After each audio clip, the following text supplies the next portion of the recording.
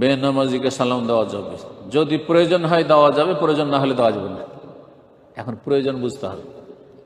একই ঢেলে সব পাখি শিকার করা যায় না দাদা বোঝেন।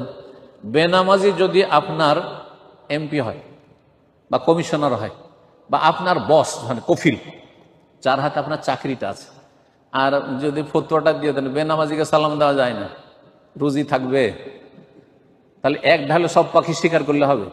কিন্তু বেনামাজি ধরেন আপনার ছোট ভাই সালাম দেবো না, তুই আগে নামাজ পড়, না হলে সালাম দেবো না, ঠিক আছে? আপনার অধীনস্থ লোক, আপনার বাড়ির চাকর, হ্যাঁ, আপনার কাজের মেয়ে বেনামাজি, সালাম দেবো না, তোকে সালাম দেবো না, নামাজ পড়। বোঝা গেছে?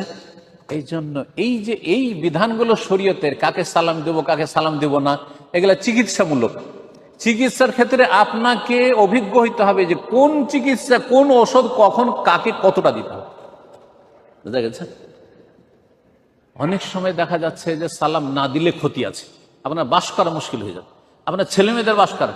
পাশের লোক প্রতিবেশী আপনার পাশের বাড়ির বেনামাজি, সালাম দিয়ে আসেননি আপনি, তার সাথে এত আক্রোশ দুশ্মনী হয়েছে, আপনি প্রবাসে আপনার ছেলে মেয়েদের ক্ষতি করে দিল, হইতে পারে না?